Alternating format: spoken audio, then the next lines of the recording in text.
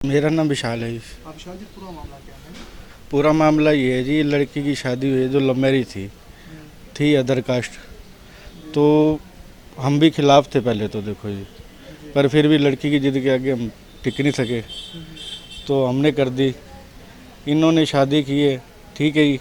और 2 दिन पता नहीं कहाँ रहे हैं, होटल में रहे हैं, कहाँ रहे हैं। फिर तीसरे दिन इसकी मम्मी और इसका भाई इसको घर ले गए हैं आरसी होटल में पार्टी करके, फ़ोटो खिंचा के।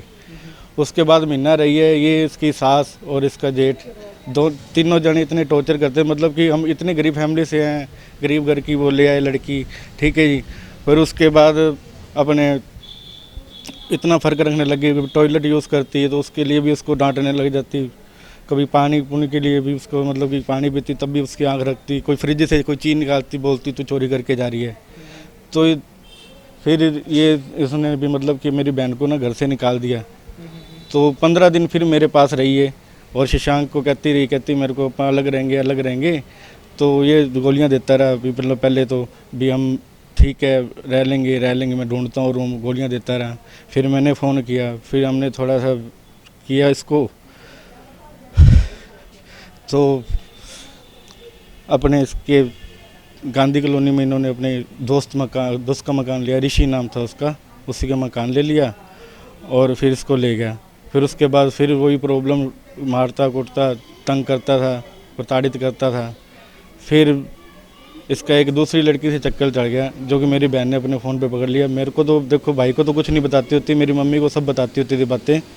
तो मम्मी को कहती मम्मी ये मेरे से तलाक चाहता है। अब ये कोई लड़की है, कोई इनकी जैनियों की, इनकी कास्ट की है, जिसके 2 लड़के हैं, ठीक है। 2 पहले डिवोर्स भी हुए हैं, शायद ब्याही हुई है पहले भी हुई। तो उसके साथ ये रहना चाहता था और लगातार इग्नोर कर रहा था। और जब वारदात का टाइम था, उससे अगले दिन पहले इसका बर्थडे था लड़के का, 6 तारीख का। इसको पूरा इग्नोर किया गया। इसने रूम सजाया, ठीक है, ये पूरी तैयारियां की, इसने कुछ नहीं किया।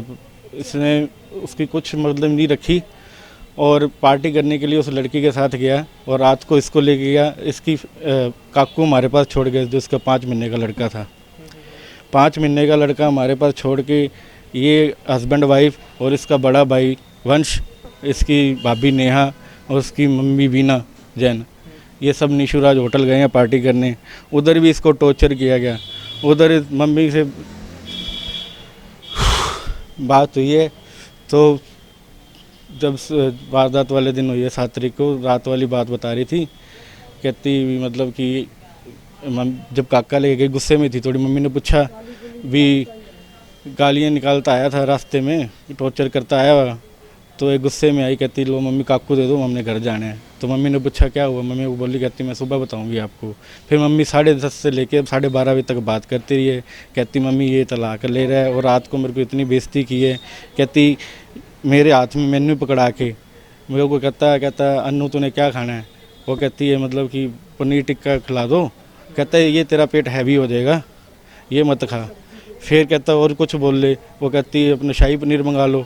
कहते ये भी हैवी हो जाता है। फिर उसकी जिठानी कोई मेन्यू लेके ऑर्डर करती है, था वो भी पनीर, तंदूरी पनीर या कुछ ऐसा पनीर था।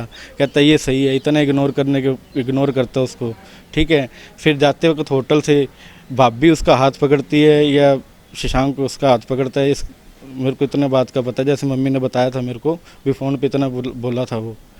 तो उस मम्मी ने मेरी बहन को है जो गुस्सा चढ़ गया, तो उसने कुछ गलत बोला।